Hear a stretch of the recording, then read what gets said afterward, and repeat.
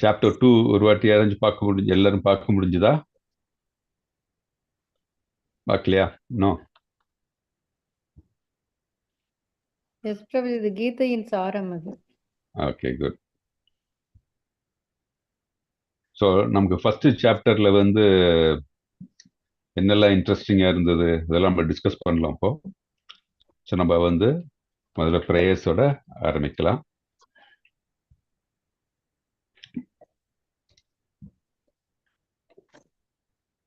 ஹரே கிருஷ்ணா. ஓம் அஜ்ஞானத்திமிர அந்தஸ்ய ஞானாஞ்சன சலாக்கயா சக்ஷுருன்மிலிதம் ஏன தஸ்மை ஸ்ரீ குருவே நமः.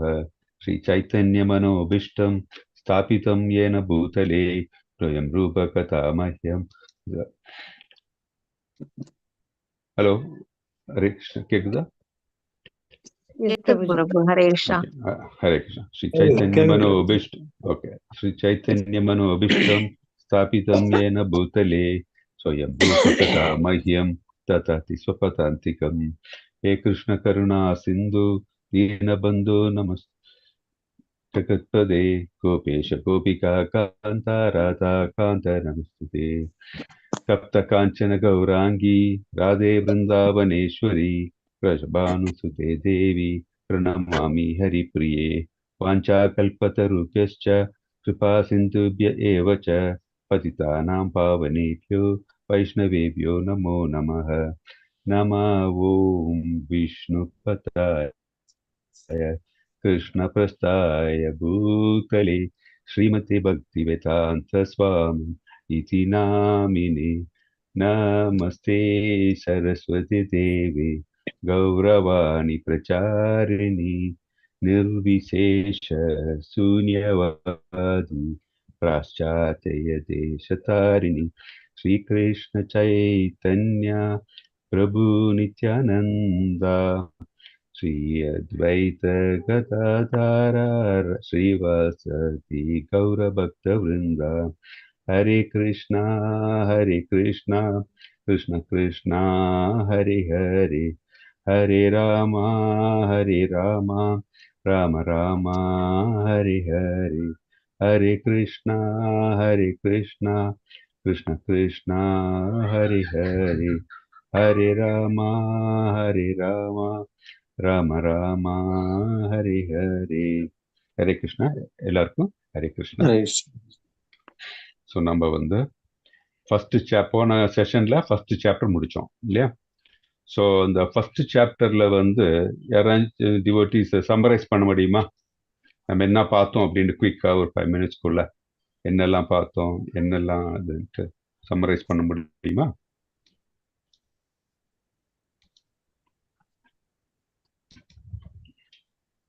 ஃபர்ஸ்ட் ஸ்லோகத்துல என்ன பார்த்தோம் நம்ம?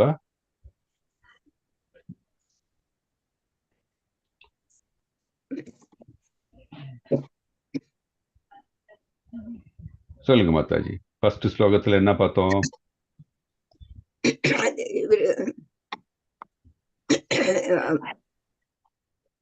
சஞ்சன் வந்து திருதராஷ்டிரர் வந்து என்னுடைய இந்த போர்க்களத்துல வந்து என்னோட குழந்தைங்களும் கௌரவர்களும் என்ன செய்துட்டு இருக்காங்க அப்படின்னு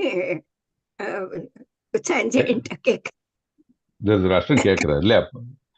கௌரவர்கள், என்னுடைய குழந்தைகளாக கௌரவர்களும் பாண்டவர்களும் இல்லையா, அவங்க என்ன என்ன நடக்குதுன்னு கேட்கிறாரு. சாரி. ஓகே. எதனால அப்படி கேட்கிறாரு? அவருக்கு ஒரு பயம் கொடுத்துடுச்சு. எப்படி அது, ஏன்னா அந்த குருஷேத்திரம்ங்கிறது வந்து ஒரு புண்ணிய பூமி, தேவர்கள் தான் அதில் வந்து வழிபடக்கூடிய தலம். அதுல வந்து நிச்சயமா அது வந்து அறவழியில போறவங்களுக்கு தான் அது வெற்றி கிடைக்கும்ங்கிறது அவருக்கு தெரியும். தாங்க கௌரவர்கள் வந்து அறவழி இல்லைங்கிறது அவருக்கு தெரியும். அதனால நமக்கு தோத்துருமோன்னு ஒரு பயத்துல அப்படி கேட்கிறாரு. தோத்துருவோன்னு பயம் இருக்கு, ஆனா போர் நடக்கணும் அப்படின்னு நினைக்கிறார். அப்பதான் வந்து கௌரவர்களுக்கு அந்த போரில் வெற்றி பெற்றால் அவர்களுக்கு அந்த ராஜ்யம் கிடைக்கும் அப்படின்னு நினைக்கிறாங்க இல்லையா? ஓகே. அப்புறம் என்ன நடக்குது? ஹரே கிருஷ்ணா பிரபுஜி. சொல்லுங்க பகவான் பிரபுஜி. கிருஷ்ணர் அந்த பக்கம் இருக்கிறது அவங்க தெரியுது. பகவான் இருக்கிற பக்கம் தான் ஜெயிக்கின்றது அவருக்கு தெரியும். ம். அது ஒரு காரணம் கூட. ஹரே கிருஷ்ணா பிரபுஜி. ஹரே கிருஷ்ணா. ஸோ அப்புறம் வேற என்னெல்லாம் நம்ம பார்த்தோம் ஃபர்ஸ்ட் சாப்டர்ல?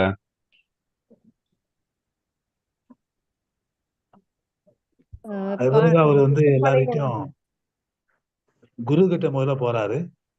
குரு கிட்ட போய் மாதிரி உன்னுடைய சிஷ்யன் அந்த பக்கம் பாண்டவர் பக்கம் தளபதியா இருக்காரு, உன்னுடைய எதிரியுடைய பையன், அவனுக்கு நீ கத்துக் கொடுத்த அப்படிங்கிற மறைமுகமா சொல்றாரு அவரு. அவனுக்கு நீ உறுதியா இருக்கின்ற எண்ணத்துல உறுதியா இருக்கின்றதுக்காக அவரை பக்குவமா குரு கிட்ட தான் முதல்ல போறாரு. குரு கிட்ட போன பிறகுதான் அதுக்கு பிறகு அவரு அவங்க தாத்தா கிட்ட வர்றாரு. தாத்தா பத்திரமா பார்த்துன்னு அவர் சொல்றாரு. அர்ஜுனன் அது பிறகு பகவான்கிட்ட போர்க்களத்துல நேரடியா போகலாம் அப்படின்றதுக்காக புறப்படுறாரு. போய் நிறுத்துறாரு. அந்த இடத்துல நிறுத்தும் போது அவருக்கு உறவினர்கள்லாம் பார்க்கும்போது சண்டையே மறந்துட்டு இறக்க குணம் வந்துருது. இறக்க குணம் நம்ம இவனெல்லாம் இந்த போர்ல வென்று இவங்கெல்லாம் செத்துட்ட பிறகு நம்ம இந்த ராஜ்யத்தை ஆளணுமா, இந்த இவளெல்லாம் என்ன பண்றது அப்படின்ற மாதிரி இறக்க குணம் வந்துடுது. நான் வேணா காட்டுக்கு போயிடுறேன், வேணாம், இவங்கெல்லாம் இறந்துட்டாங்கன்னா நாங்க அவங்க மனைவிமார்கள் தனியா இருப்பாங்க, தவறான வழிகள்லாம் பசங்க போவாங்க, இந்த மாதிரி அவங்களுக்கு வேண்டிய திதியெல்லாம் செய்யறதுக்கு ஆள் இல்லாது அப்படின்ற மாதிரிலாம் ஒரு யோசனை வருது. ஹரே கிருஷ்ணா பிரபுஜி. வாழ்க. ஹரே கிருஷ்ணா. ஓகே. வேற மாதாஜி, வேற பிரபுஜி, மற்ற பிரபுஜி யாராச்சும் ஆட் பண்ண விரும்புறீங்களா? என்னப்பா வேற என்னெல்லாம் பார்த்தோம் அப்படின்ட்டு சொல்லுங்க. பிரபுஜி அந்த அவங்கவுங்களுடைய சங்கங்கள்லாம் முழங்குது. அந்த சங்கநாதம் ஒரு இடி ஓசை போல அந்த கௌரவர்களுக்கு கேக்குது இவங்களுடைய சங்கநாதம். ஓகே, சங்கநாதம் கேக்குது. அப்ப எப்படி பாண்டவர்கள் சங்கநாதம் கேட்கும்போது கௌரவர்கள் எப்படி, அவங்களுடைய நிலை என்ன? அவங்க அந்த சங்கநாதம் கேட்கும் போது அவங்க கொஞ்சம் பயப்படுறாங்க, நடுங்குறாங்க. Okay, very good. ஆமா பிரபுஜி ஏதோ ஆட் பண்ண விரும்புறீங்களா? சுரேஷ் பிரபுஜி. பாண்டவர்கள் படை அவங்கள விட கம்மியா தான் இருந்துச்சு. ஆனாலும் இவங்களோட போர் ஆரம்பிக்கிற நேரத்துல இவங்க சங்குநாதம் ஒலிச்சு எல்லாரும் பண்றதை பார்த்து கௌரவ படை ரொம்ப பயந்துட்டாங்க. அப்ப பாண்டவர்கள் யார் பக்கம் வெற்றி அப்படின்ட்டு, வெற்றியின் அறிகுறிகள் யார் பக்கம் இருந்தது? பாண்டவர்கள் பக்கம். ஓகே, வெற்றியின் அறிகுறிகள் என்னெல்லாம் பார்த்தோம் நம்ம? அதாவது இவரோட தேர் அக்னி தேவன் கொடுத்தது. ஓகே. கிருஷ்ணர் அவருக்கு தேரோட்டியா இருக்காரு. ஓகே. அப்புறம் அனுமர் கொடி இருக்கிறதுனால அவரோட பலம் கிடைச்சது. அது மட்டும் இல்ல, மகாலட்சுமி துணையோட கிருஷ்ணன் இருக்குன்னா மகாலட்சுமி துணையும் உங்களுக்கு இருக்கனால தர்மம் ஜெயிக்கும் அப்படிங்கிற கண்டிஷன்ல அவங்க ஜெயிக்கிறதுக்கு வாய்ப்பு நிறைய இருக்குன்னு நம்புறாங்க. ஓகே. அதோட சேர்ந்து அந்த சேத்திரம் புண்ணிய சேத்திரம். அந்த இடத்துல தர்மம் பண்றவங்க தான் ஜெயிப்பாங்க, அதர்மம் பண்றவங்க ஜெயிக்கிறதுக்கான வாய்ப்புகள் கம்மி. ஓகே. ஹரே கிருஷ்ணா. அர்ஜுனனோட காண்டிபாவும் சிவதனுஷு, அது அப்புறம் அவருக்கு அக்னியோட தேர் கொடுத்திருக்காரு. அதனால இதெல்லாம் அவருக்கு பாசிட்டிவ். ஓகே, சொல்லுங்க பிரபு, என்ன சொல்ல வந்திருந்தீங்க? சொல்லிட்டாங்க மாதாஜி சொல்லிட்டாங்க. ஹரே கிருஷ்ணா. சொல்லிட்டாங்களா? Okay, very good.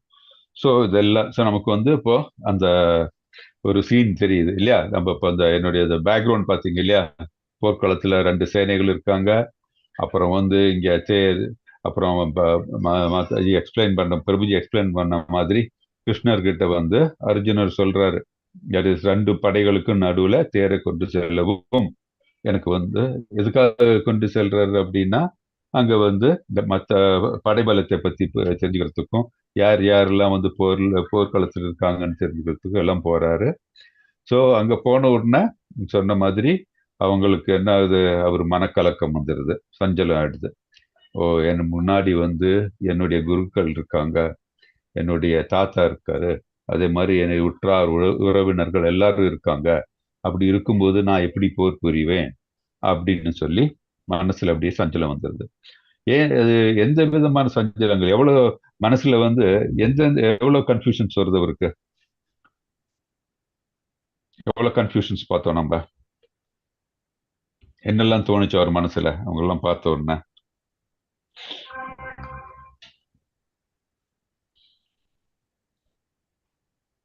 அதாவது தன்னுடைய குரு ஏதாப்புல இருக்கிறாங்க, அப்புறம் தன்னை வளர்த்த தாத்தா பீஷ்மர் இருக்கிறாரு, இவங்களெல்லாம் கொண்டு நம்ம வந்துட்டு அந்த ராஜ்யத்தை ஆளணுமா அப்படின்ற மாதிரி ஒரு எண்ணம் வருதுங்க பிரபுஜி.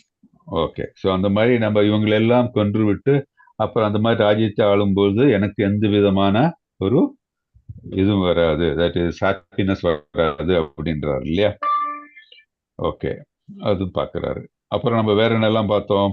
அப்புறம் குலநாசம் ஆயிடும் விட்டு இவங்களெல்லாம் அழிஞ்சிட்டாங்கன்னாக்கா அங்க இருக்கிற மன்னர்கள்லாம் அழிஞ்சா அவங்க குலங்கள்லாம் நாசம் ஆயிடும்னு ஒரு கவலைப்படுறது அவரு. ஆமா, குலநாசம் ஆச்சுன்னா என்னெல்லாம் அதோடைய எஃபெக்ட் என்ன? குலநாசம்னா அந்த இவர் ராஜ்யம் பண்ணி பரிபாலனம் பண்ணும்போது நல்ல பிரஜைகள்லாம் இருக்க மாட்டாங்க. ஓகே, அப்புறம் வேற என்னெல்லாம் குலநாசத்தினுடைய விளைவுகள் என்னெல்லாம்? அதனால எல்லா தர்மங்களும் மாறிடும், தர்மங்கள் எல்லாமும் மாறிடும், எல்லா தர்மங்களும் சரியா இருக்காது, ஆள நாட்டுல வாட்டர்ல உபயோகமே இல்லாம போயிடும், இவர் அரசனானாலும் உபயோகம் இல்லாம போயிடும். ஓகே, பித்திருக்களுக்கு செய்ய வேண்டிய கடமைகளை செய்யும், அதுக்கு நல்ல குழந்தைகள் இல்லாம போயிடும். ஓகே ஓகே, அப்புறம் வேற சேட் பண்ண விரும்புறீங்களா? குலநாசத்தினால வேற என்னெல்லாம் ஆகலாம், வேற என்னெல்லாம் சம்பவிக்கலாம்? இந்த அழியப்பட்ட குலத்துக்கு நான் எதுக்கு ராஜாவா இருக்கணும் அப்படின்னு அவரோட நினைப்பு, அர்ஜுனோட நினைப்பு. ஆமா, ஏன்னா பெண்களுக்கு காவல் இருக்காது, அதனால வந்து பேட் ப்ரோஜினி நடக்கும், இதெல்லாம் பார்க்குறோம். ஓகே, இது 2 குலநாசம் பார்த்தோம், நோ என்ஜாய்மெண்ட் பார்த்தோம். அப்புறம் வேற என்னெல்லாம் பார்த்தோம்? அவருக்கு வந்து இறக்க குணம் இருந்தது அர்ஜுனனுக்கு. இறக்க அவங்க எல்லாம் கொண்டுருவாங்கன்னு ஒரு இறக்க குணத்தால போர்.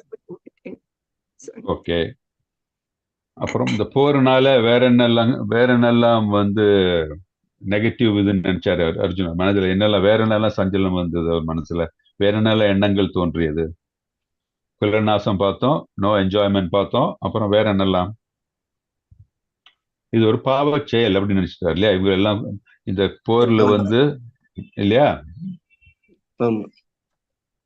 செயல் அங்க உள்ள ஆண்கள் எல்லாம் கொண்டுட்டாங்கன்னா அப்புறம் அங்க உள்ள லேடிஸ் எல்லாம் ரொம்ப சிரமப்படுவாங்க, அந்த குழந்தைங்க எல்லாம் பாதம் மாறி போயிரும், அதனால மக்கள் வந்து கெட்டு போயிடுவாங்க அப்படின்னு சொன்னாங்க.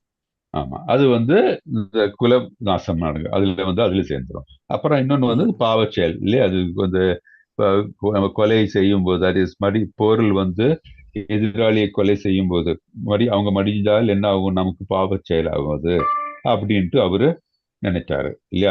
அவர் உறவினர்கள் எல்லாம் கொன்று விட்டால் அது பாவ செயல் அப்படின்னு. ஆனா நம்ம என்னன்னு பார்த்தோம், தட் இஸ் 6 டைப் ஆஃப் அக்ரெசர்ஸ் இல்லையா? நம்ம பார்த்தோம் இல்லையா? 6 வகையான அக்ரெசர்ஸை கொல்லலாம். யாரெல்லாம் வந்து 6 வகையான அக்ரெசர்ஸ்? 6 வகையான செய்கைகளை செய்து அவர்களை வந்து தண்டிக்கலாம், கொலை செய்யலாம். நெருப்பு வைப்பாங்க வீட்டிற்கு. ஓகே, திருடருக்கு, பிறர் மனைவியை அனுபவிப்பவர்களுக்கு, திருட்டு தொழிலாம் செய்யறவங்களுக்கு உனக்குலாம் தண்டனை கொடுக்கலாம் இமிடியேட்டா. கொலை செய்யறவங்களுக்கு, அனிமல்களை இது மற்றவங்களெல்லாம் துன்புறுத்தவங்களுக்கு. 6 இது சொல்லுங்க. ஓகே, நம்ம ஒண்ணு பார்த்தோம், தட் இஸ் இந்த பிற மனைவி வந்து அவங்கள இதாக்குறவங்களுக்கு ஒண்ணு பார்த்தோம் நம்ம. 2வது வந்து என்ன, ஃபர்ஸ்ட் என்ன சொன்னீங்க பிரபுஜி? நீங்க சொன்னீங்களே, மாதாஜி சொன்னீங்களே, கோமதி மாதா. வீட்டுக்கு பிறருடைய ஆமா, கரெக்ட். அப்புறம் வந்து கூர்மையான ஆயுதத்தால பிறரை தாக்குறவங்க, அப்புறம் அடுத்தவங்க சொத்தை அபகரிச்சாலும் அவங்களுக்கும் தண்டனை கொடுக்கலாம். ஓகே, ஆமா, அடுத்தவங்க சொத்தை அனுபவிக்க கூடாது. ஓகே, பிறருடைய மனைவியை இது பண்றது அது கூட.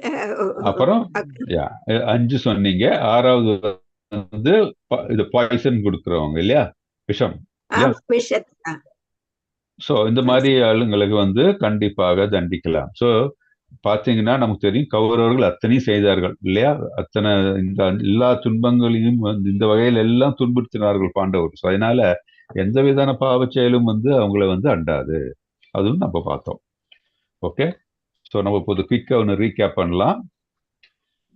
ஸோ நான் வந்து ப்ரெசென்ட் பண்ணுறேன்.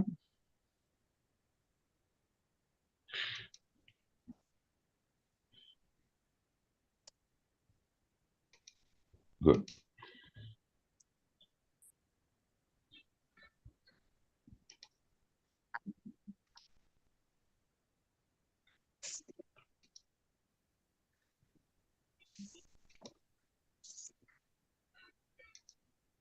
ஸோ நம்ம இன்னைக்கு சாப்டர் 2 ஆரம்பிக்கிறோம். அது பேர் கண்டென்ட்ஸ் ஆஃப் கீதா சம்மரைசம். சொன்ன மாதிரி இதுல வந்து கீதையின் சாராம்சம் அப்படியே நம்ம இந்த 2வது சாப்டர்ல நமக்கு பார்க்க போறோம் நம்ம. ஓகே, ஸ்ரீ ராதா கோவிந்தருக்கு நம்மளுடைய சமர்ப்பணங்கள் எல்லாம் சமர்ப்பித்து நம்ம ஆரம்பிக்கிறோம் செஷனை. ஸோ நம்ம ஃபர்ஸ்ட் சாப்டர்ல 1லிருந்து 27 வரைக்கும் இந்த இன்ட்ரடக்ஷன் பார்த்தோம். நம்ம வார் ப்ரிப்பரேஷன்ஸ், இந்த போருக்கான ஆயுத்தம் என்னென்னலாம் பார்த்தோம் நம்ம. அப்புறம் 1.28லேருந்து 46 வரைக்கும் நம்ம அர்ஜுனருடைய டவுட்ஸ் என்னெல்லாம், மனசுல என்னெல்லாம் டவுட்ஸ் தோணுச்சு அதெல்லாம் பார்த்தோம் நம்ம.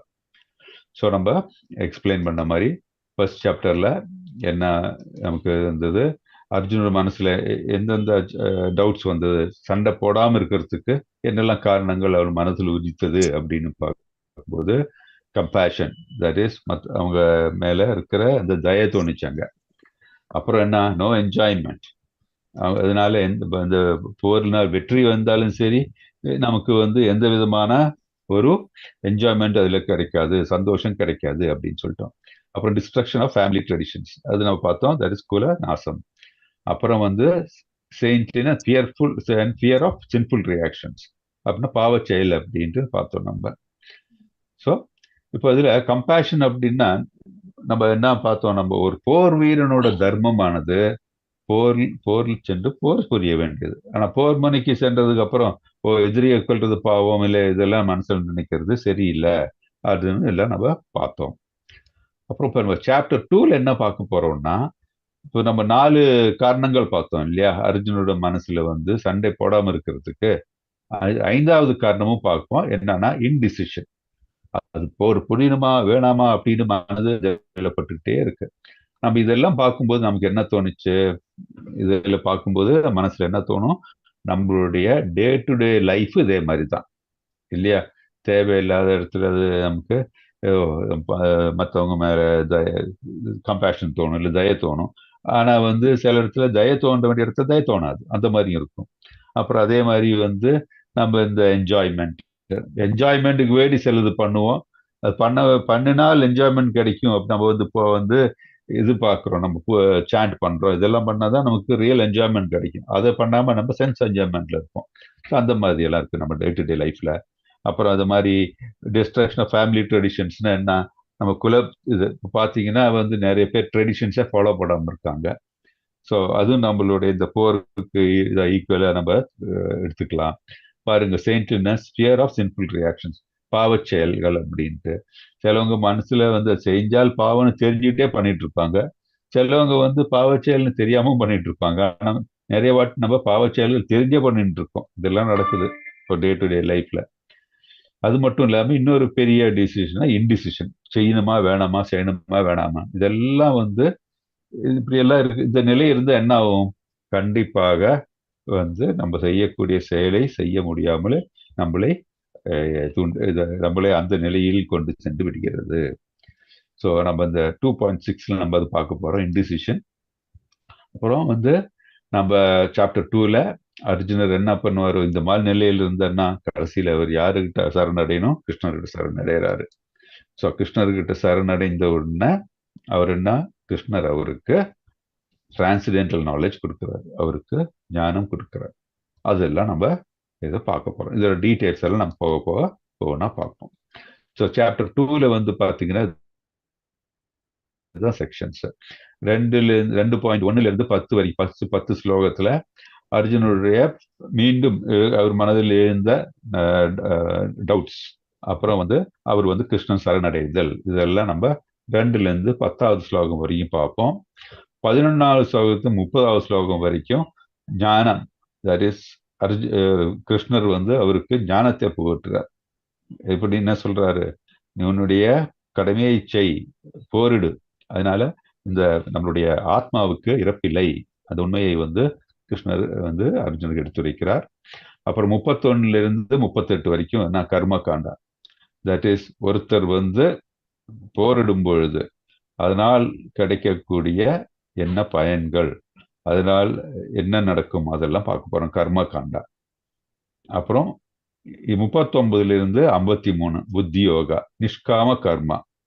எப்படி நிஷ்காம கர்மா அப்படின்னா எந்தவித எதுவும் இல்லாமல், பலன் நோக்கு இல்லாமல் எப்படி நம்மளுடைய கர்மத்தை செய்ய வேண்டும், அதை பத்தி பார்க்க போறோம், புத்தி யோகா.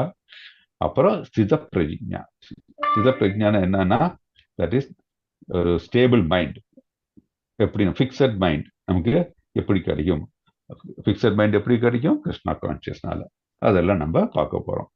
2. அது 54லேருந்து 72வது ஸ்லோகத்துல அது பார்க்க போறோம் நம்ம. ஓகே, ஸோ நம்ம இப்போ 10வது ஸ்லோகம் வரைக்கும் பார்க்கலாம். 2.1 to 2.10 பார்க்க போறோம். ஸோ இந்த ஃபர்ஸ்ட் ஸ்லோகத்துல என்னன்னா, சஞ்சயன் கிருஷ்ணர்கிட்ட சஞ்சயன் சொல்றாரு, கிருஷ்ணர் அர்ஜுனரை இந்த மாதிரி புலம்பிக் கொண்டிருக்கிற நிலையில பார்க்கிறாரு. அந்த புலம்பிக் கொண்டிருக்கிற அவருடைய நிலை என்னன்னா, தட் இஸ் தாழ்ந்த இக்னோரன்ட் மேன், அறிவில்லாத ஒருத்தர் பண்ற மாதிரி, இக்னோரன்ஸ் இல்லையா, அறிவில்லாமையில் ஈடுபட்டுள்ள ஒருத்தர் எப்படி இருக்கிறாரோ அந்த நிலையில் பார்க்கிறாரு அப்படின்னு சொல்றாரு. அதுக்கு கிருஷ்ணருடைய என்ன சொல்றாரு அதுவும் பார்க்க போறோம். ஸோ படிக்கிறீங்களா இந்த ஸ்லோகம்? பிரபுஜி படிங்க மாதாஜி. நம்பர் 1 படிக்கணுமா, ரெண்டாவது 1, தட் இஸ் சாப்டர் 2ல 1வது ஸ்லோகம். ஓகே. தம் ததா கிருபயாவிஷ்டம் அஸ்ருபூர்ணோ குலேஷனம் விஷீதம் இதம் வாக்கியம் உவாச்ச மதுசூதனः. சஞ்சயன் கூறினான், அர்ஜுனன் இறக்கத்தினால் மூழ்கி மனம் பலவீனமடைந்து கண்களில் கண்ணீர் மல்கிய நிலையில் இருப்பதை கண்ட மதுசூதனரான கிருஷ்ணர் பின்வருமாறு கூறினார். ஹரே கிருஷ்ணா பிரபுஜி. பொருளையும் படிக்குமா? வேணாம், பொருள் வேணாம். ஹரே கிருஷ்ணா. இது நம்ம எப்போ ஸ்லோகம் படிக்கும்போது ஃபர்ஸ்ட் இதுவும் படிக்கணும். இப்போ சஞ்சய உவாச்சா, இல்ல நம்ம என்ன இது இந்த பகவான் உவாச்சா அந்த மாதிரி சொல்லணும். ஓகே, எப்போ சொல்றது பெட்டர். ஓகே, ஸோ இதுல இருந்து நம்ம என்ன தெரியுது நமக்கு இந்த ஸ்லோகத்துல, தட் இஸ் அர்ஜுனர் சஞ்சயன் சொல்றான், அர்ஜுனர் முழுமையான அந்த மனதில் என்ன ஃபுல்லா கம்பேஷன் வருது, அவருக்கு தய தோணி நிற்கிறது, மனது அப்படியே டிப்ரெஷனா இருக்கு, அவருக்கு சஞ்சலப்பட்டு இருக்காரு, கண்களில் அப்படியே கண்ணீரா கண்ணீர் தேங்கி இருக்கிறது. மதுசூதனா கிருஷ்ணா அப்படின்னு சொல்றாரு. அப்போ கிருஷ்ணர் என்னெல்லாம் கூறினார் நம்ம அடுத்த ஸ்லோகத்தில் பார்க்க போறோம். ஸோ இதுல நம்ம சில இம்பார்ட்டன்ட் பாயிண்ட்ஸ் நம்ம தெரிஞ்சுக்கணும். எப்படின்னா, இந்த கம்பேஷன் லேமெண்டேஷன் சொன்னா நம்ம என்ன சொல்லுவோம், தட் இஸ் புலம்பல் இல்ல. கம்பேஷன்னா ஒரு தேவையில்லாமல் இருக்கிற தயை, அப்புறம் இந்த கண்ணீர், இதெல்லாம் நமக்கு எப்போ வரும், எந்த மாதிரி நிலையில வரலாம் அப்படின்னு பார்க்கும்போது, நம்மளுடைய வேலைக்கு நம்ம போகும்போது இந்த மாதிரி வரக்கூடாது இல்லையா. நம்ம ஒரு வேலைக்கு போறோம், நம்ம ஆஃபீஸுக்கு போற டைம்ல அங்க போய் நம்ம வேலை செய்யறதுக்கு முன்னாடி நம்ம ஒரு காம்படிட்டருக்கு முன்னாடி நம்ம நம்மளுடைய கம்பெனியோட டெண்டர் பிஸ்னஸ் பிடிக்கிறதுக்கு வேண்டி நம்ம நம்மளுடைய இதெல்லாம் கொட்டேஷன்லாம் கொடுக்குறோம். ஐயோ நம்மளுடைய காம்படிட்டர் ஜெயிப்பானே அப்படின்னு சொல்லி யாராச்சும் இந்த மாதிரி கண்ணில் தண்ணி தோணி, இல்ல காம்படிட்டர் மேல தய தோணி, இந்த மாதிரில இருந்து எப்படி இருக்கும், நம்ம அந்த மாதிரி ஆளை என்ன சொல்லுவோம் நம்ம அந்த மாதிரி இருக்கிற ஆளை கோழை இல்லையா, கோழைன்னு சொல்லுவோம். அவருக்கு என்ன கொஞ்சம் கூட அவர் மனதுல புத்தி இல்லாம இருக்கிற அப்படின்னு சொல்லுவோம், இருக்கிற மாதிரி இருக்கேன்னு சொல்லுவோம் இல்லையா. ஸோ அதே நிலைமை தான் இது. ஆனா அர்ஜுனர் ஒரு மனிதனாக வந்து ஓகே இந்த இறப்பு வறுமை இதெல்லாம் நம்ம அந்த கன்ஃபியூஷன்ஸ் எல்லாம் பார்த்தோம், 4 இது பார்த்தோம். அது அவர் ஒரு நல்ல மனதுக்கு உடமையாக இருக்கிறதுனால அப்படி தோணுது.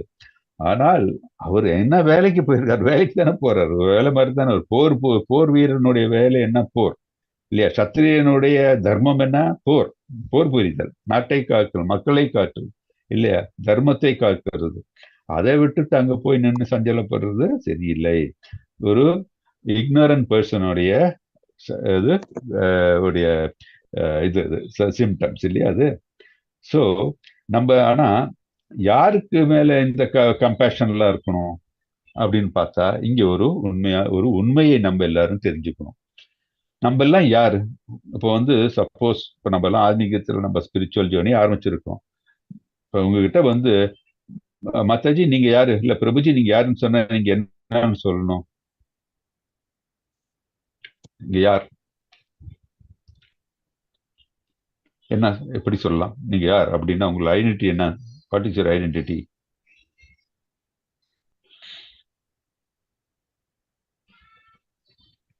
நம்ம பேரு, நம்ம ஃபேமிலி நேம் இதெல்லாம் சொல்லுவோம்.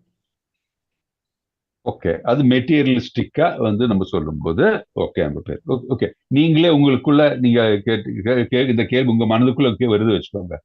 இப்போ வந்து மாதாஜி உங்க மனதுக்குள்ளே நான் யார் அப்படின்னு உங்களுக்கு அந்த கேள்வியை நீங்களே கேட்டுட்டா நீங்க என்ன சொல்வீங்க? என்ன உங்களுக்கு உணர்தல் என்ன? நம்ம இன்னாரோட பிள்ளைங்க, இன்னாரோட இதுவ நம்ம எங்க இருந்து வந்தோம் அப்படிலாம் பார்ப்போம். ஓகே, ஒரு மினிட் சொல்லுங்க மல்லி மாதாஜி, சொல்லுங்க. நாம ஒரு சோல், ஆன்மீக ஆத்மா. எக்ஸாக்ட்லி இல்லையா? நம்ம இப்போ ஸ்பிரிச்சுவல் ஜேர்னியில வந்துட்டோம். இப்போ நம்மளுடைய உணர்வு, நம்ம வந்து உள்ளுணர்வுல இப்போ நம்ம வந்து நான் யார் அப்படின்னு நான் அந்த கேள்வி என் மனதுக்குள்ள எழுந்துச்சுனாவே நம்மளுக்கு இல்ல பதில் என்ன? நான் ஒரு ஜீவாத்மா, I am a spirit soul இல்லையா? நான் எங்கிருந்து வந்தேன் அப்படின்னா I have come from the supreme personality of God. நான் வந்து கடவுளின் பின்ன பகுதி அப்படின்ட்டு நம்ம மனசுல தோணும் இல்லையா? நான் ஒரு ஸ்பிரிட் சோல் அப்படின்னு நமக்கு தோணும். ஸோ அதுதான் நம்ம மனதில் தோன்ற வேண்டியது நிலை. ஸோ நம்ம ஆனால் நம்ம மேல இந்த உடம்பு, மாதாஜி சொன்ன மாதிரி நம்மளுடைய பேரு, நம்மளுடைய இன்னாருடைய பையன், இதெல்லாம் என்ன என்ன நிலை? அது பௌதிகத்துல இருக்கிறது தான். கரெக்ட், இதெல்லாம் பௌதிக நிலை. ஸோ நமக்கு வந்து கிளியர் கட்டான அறிவு என்ன இருக்க வேண்டும்னா, முதன்மையான அறிவு, தட் இஸ் நம்ம வந்து we are all spirit souls. நம்ம வந்து கடவுளின் பின்ன பகுதி, நம்ம எல்லாம் ஸ்பிரிட் சோல்ஸ். நம்ம சோல் ஜீவாத்மா அப்படின்னு நம்ம ஜீவாத்மாக்கு மரணம் உண்டா? ஜீவாத்மாக்கு மரணம் கிடையாது, ஆத்மாக்கு மரணம் கிடையாது. ஜீவாத்மா மரணம் கிடையாது. இட் இஸ் எட்டர்னல் இல்லையா? கடவுளுக்கு மரணம் கிடையாது. நம்ம கடவுளின் பின்ன பகுதி. இந்த ஜீவாத்மாக்களுக்கும் மரணம் கிடையாது. ஆனால் இந்த ஜீவாத்மா எதில் கவர் ஆயிருக்கு? அது கேசிங் இருக்குல்ல. என்ன கேசிங்? அதுதான் வந்து கிராஸ் பாடின்னு சொல்றோம். நம்ம பௌதிக உடல் நமக்கு இருக்கு. அவருடைய கர்ம பிரகாரம் அவங்களுக்கு ஒரு பாடி கிடைச்சிருக்கு. ஸோ அந்த உடல் ஆனது என்ன? அது வந்து பர்மனண்டா டெம்பரரியா? பர்மனன்ட் இல்ல, டெம்பரரி தான். டெம்பரரி. உடலுக்கு தான் அழிவு உண்டு இல்லையா? ஜீவாத்மா ஆத்மாக்கு அழிவு கிடையாது. இந்த உண்மையை வந்து புரிந்து கொள்ள வேண்டும் இல்லையா? இந்த புரிதல் இருந்திருந்தால் நமக்கு வந்து நம்ம செய்யக்கூடிய தொழில், நம்ம செய்ய வேண்டிய தொழில் தர்மத்து பிரகாரம் இல்லையா? நம்மளுடைய இந்த வர்ணாசிரம பிரகாரம் நம்ம செய்யக்கூடிய ஆக்டிவிட்டிஸை வந்து நம்ம செய்ய வேண்டும். அதுதான் வந்து நாலேஜ். அதை விட்டு அதுதான் நம்மளோட ரியலைசேஷனாக இருக்கணும். நம்ம ரியலைசேஷன் என்ன? We are an eternal soul. அந்த மாதிரியான ரியலைசேஷன் இருக்கும்போது அந்த மாதிரியான நிலையில் இருக்கிறவர்கள் வந்து உன்னத நிலையை அடையிறார்கள். They don't lament. அவங்க வந்து எதையும் புலம்ப மாட்டாங்க. ஏன் புலம்ப மாட்டாங்க? தட் இஸ் இந்த போருக்கு போறேன், மற்றவர்கள் மடிவார்கள், அதனால எனக்கு இந்த பாவ செயலா இருக்கும், அதெல்லாம் நினைக்க மாட்டாங்க. என்ன காரணம்னா அவங்களாம் ஜீவாத்மாக்களுக்கு வந்து மரணம் கிடையாது. அதுவும் நமக்கு தெரியும். ஓகே, அந்த புரிதல் தெரியும். ஸோ நமக்கு இந்த ஃபர்ஸ்ட் பாயிண்ட் இதுதான் நம்ம பகவத்கீதையில நம்ம தெரிஞ்சுக்கிறோம். நம்ம எல்லாம் வந்து we are all ஜீவாத்மாஸ், we are all spirit souls, we are not the body, we are not the body, we are the soul அப்படின்னு நம்ம தெரிஞ்சுக்கிறோம். ஓகே, அது மனசுல எப்போ பதிஞ்சிருக்கு. ஸோ இந்த இடத்துல அவர் ஏன் மதுசூதனான்னு சொல்றாரு? அவரு கிருஷ்ணர் வந்து மதுசூதனா அப்படின்றார் இல்லையா? இதம் வாக்கியம் உவாச்ச மதுசூதனா, இல்ல விஷிதந்தம் இதம் வாக்கியம் உவாச்சா மதுசூதனா அப்படின்றாரு. ஏன் மதுசூதனான்னு இவர் சொல்றாரு? மது என்று okay, so Krishna wants Arjuna to kill demon of misunderstanding. So Madhusudanan இந்த இடத்துல சொல்லும்போது மதுசூதனன் அரக்கனை கொன்றவன் தான் வந்து கிருஷ்ணர். ஸோ அறியாமை என்ற அரக்கனை கொல்ல வேண்டும் அப்படின்ட்டு அர்ஜுனருக்கு அவர் வந்து இது சொல்றார். அந்த அந்த உபதேசம் பண்றாரு. Okay, Krishna wants Arjuna to kill demon of misunderstanding that has overtaken. இந்த நிலையில வந்து அந்த அறியாமை என்ற அரக்கனை கொல்வாயாக அப்படின்ட்டு சொல்றாங்க. ஸோ நம்ம இந்த ஸ்லோகத்துல வர இந்த ஒவ்வொரு இந்த பேர் எல்லாம் நமக்கு எதனால அந்த பேர் என்ன, எதனால அப்படி அந்த பர்டிகுலர் பேர் வச்சு கூப்பிடுறாங்கன்னு எல்லாம் நம்ம தெரிஞ்சுக்க வேண்டியிருக்கு. ஓகே, அதனாலதான் நான் சொல்றேன், நீங்க எல்லாரும் வந்து கண்டிப்பாக நீங்க இந்த ஒவ்வொரு கிளாஸுக்கு வரத்துக்கு முன்னாடி அந்த ஸ்லோகம் எல்லாம் ஒரு வாட்டி படிச்சு பற்பட்டு படிச்சுட்டு வரும்போது உங்களுக்கு வந்து இன்னும் ஃபுல் அண்டர்ஸ்டாண்டிங் வரும். அப்போ டவுட்ஸும் வரும். ஓகே, சிலதெல்லாம் நமக்கு புரியுற மாதிரி இருக்கும், ஆனா படிக்கும்போது தான் தெரியும், ஐயோ இது கரெக்டா தப்பா இல்லை, ஏன் இப்படி சொன்னாங்க, ஏன் இப்படி எனக்கு இதுதானே புரிஞ்சிருக்கு முன்னாடி, ஏன் இப்படி வித்தியாசம் இருக்குன்னு எல்லாம் தோணும். ஓகே, தயவு செய்து இனி அடுத்த செஷன்ல இருந்து வரும்போதெல்லாம் ஒரு 15 ஸ்லோகம் தானே, 15 ஸ்லோகம் நம்ம ஒவ்வொரு நாள் ஒரு 4 ஸ்லோகம் அப்படியே நம்ம படிச்சு பர்பட்டோட படிச்சோம்னா நமக்கு புரிதல் பெட்டரா இருக்கும். ஓகே, எல்லாரும் அது ஒன்றும் பண்ணுங்க, என்னுடைய சஜஷன் அது. Okay okay fine, thank you. So நம்ம இந்த இதுல வந்து இதுல ஒரு இன்ட்ரெஸ்டிங் இந்த இது பார்க்கலாம், இந்த ஸ்லைடு பார்க்கலாம். ஸோ நம்ம என்ன பார்க்குறோம்னா இந்த ஸ்லோகத்துல மெட்டீரியல் கம்பேஷன், தட் இஸ் பௌதிக நிலையில் இருக்கிற அந்த தயை, அந்த லேமெண்டின் புலம்பல், கண்ணீர், இதெல்லாம் வந்து பார்த்தோம்னா signs of ignorance, that is நம்மளுடைய பூர்ண அறிவில்லாத நிலையை குறிக்கிறது. ஆனால் பூர்ண அறிவு என்பது எப்படி? நம்ம எட்டர்னல் சொல், ரியல் செல்ஃப், நம்ம யார், நம்மளுடைய உண்மையான நிலையை அறியும் பொழுது என்ன ஆகுது? அதுதான் வந்து செல்ஃப் ரியலைசேஷன் சொல்றோம் நம்ம. அப்போ எப்படி அது செல்ஃப் மேல கம்பேஷன் இருக்கலாம், நம்மள ஜீவாத்மா மேல கம்பேஷன் இருக்கலாம். ஓ, ஜீவாத்மா வந்து உயர்ந்த நிலையை அடையணும் அப்படின்ட்டு. இதேதான் ஈசோபனிஷத்து வந்து 3வது ஸ்லோகத்துல சொல்லியிருக்கு. தட் இஸ் மனித உடல் வந்து 84 லட்சம் ஸ்பீசிஸ் இருக்கு இல்லையா? 74 உயிர் வாழிகள்ல 84 லட்சம் ஸ்பீசிஸ் இருக்கு. அதுல வந்து இந்த மனித உடம்பு நமக்கு கிடைக்கிறது ரொம்ப அரிது. அந்த மனித உடம்பு கிடைத்து எதனால ரொம்ப அரிது? மனித உடம்பில் தான் நம்ம வந்து டிவோஷனல் சர்வீஸ் பண்ண முடியும். டிவோஷனல் சர்வீஸ் பண்ணாதான் நம்ம வந்து பிறப்பு இறப்பு என்ற இந்த பிறப்பு இறப்பு என்பதிலிருந்து விடுபட்டு கடவுளை சென்றடைய முடியும். இது வேற எந்த நம்ம உடம்பு எடுத்தாலும் நமக்கு அது முடியாது. ஸோ இந்த மாதிரி ஒரு நிலையை கிடைச்சிட்டு அது பண்ணாம இருக்கிறவன் யாரு அப்படின்னா ஆத்மக அப்படின்னு. ஆத்மகனா கில்லர் ஆஃப் த சோல். நமக்கு தெரியும் சோலை கில் பண்ண முடியாது, எப்படி நம்ம ஆத்மாவை வந்து அழிக்க முடியாது. ஆனால் அந்த மாதிரி ஒரு செய்கையை செய்கிறவன், பிகாஸ் ஜீவாத்மா இருந்து என்ன பிரயோஜனம், ஒன்றும் இல்லாத மாதிரி தானே அது. So is a killer of the soul அப்படின்னு ஈசோபனிஷத் மந்திர 3ல சொல்லுவாங்க.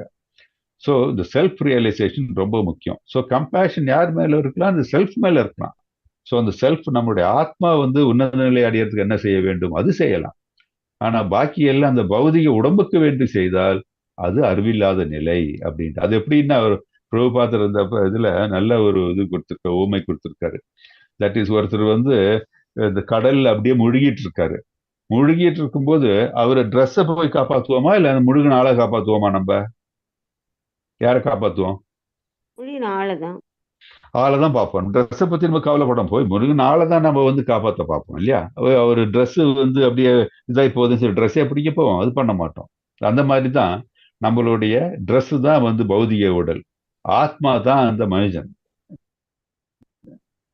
அப்படின்னு பார்க்கும்போது நம்ம ஆத்மாவை தான் நம்ம வந்து ஃபோக்கஸ் பண்ணோம். ஆத்மாவை தான் நம்ம வந்து உயர்ந்த நிலையில் கொண்டு வர வேண்டும். நம்ம வந்து நம்மளுடைய உடம்பு கிடையாது, பௌதிக உடம்பு மேல வந்து அந்த மாதிரி அட்டாச்மெண்ட் அவ்வளவா நமக்கு இருக்கக்கூடாது அப்படின்னு சொல்றோம்.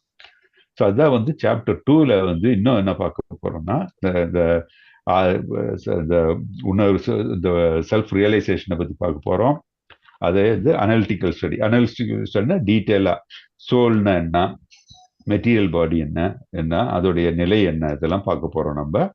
இது யார் எக்ஸ்பிளைன் பண்றாரு? கிருஷ்ணர் எக்ஸ்பிளைன் பண்ணி கொடுப்பாரு நமக்கு.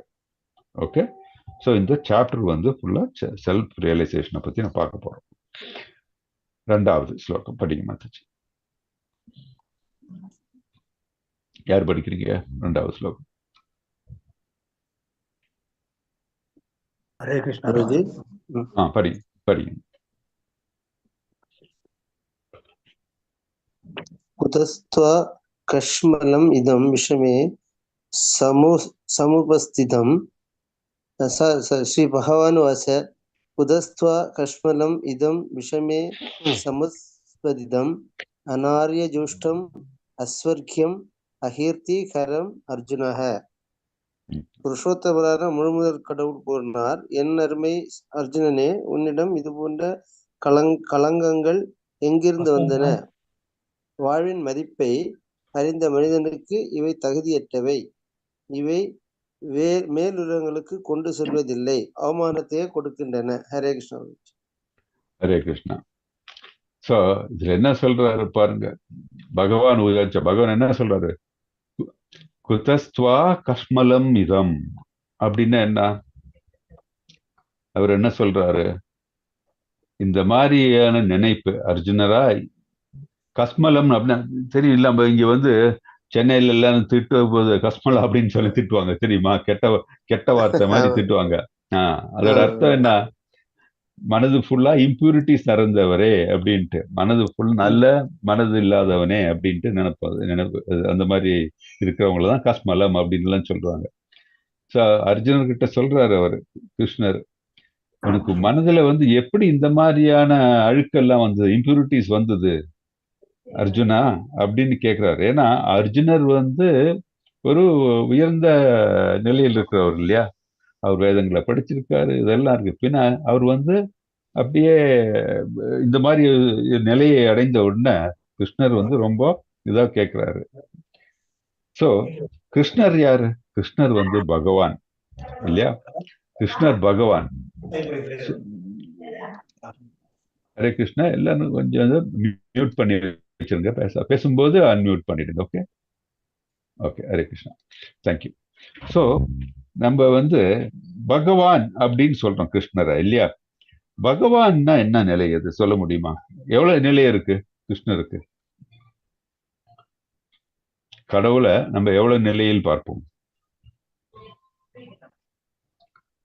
சீனியர் டிவோட்டிஸ் பார்க்கலாம், நம்மளோட பக்தரா பார்க்கலாம், நம்ம அவரை வந்து கடவுளா பார்க்கலாம், அவரை வந்துட்டு காப்பாளரா பார்க்கலாம், நம்ம ப்ரொடெக்டர்.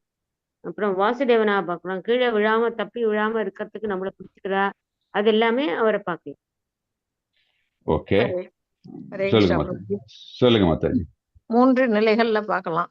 ஓகே, பிரம்மன், பரமாத்மா, பகவான். Correct, thank you Mataji. சோ இந்த 3 நிலை அப்படின்னா என்ன? 3 நிலைன்னா என்ன? கிருஷ்ணர் வந்து 3 நிலையில இருக்கார். அந்த 3 நிலைன்னா என்ன அது சொல்ல முடியுமா மாதாஜி? பிரம்மன் நிலைன்னா என்ன?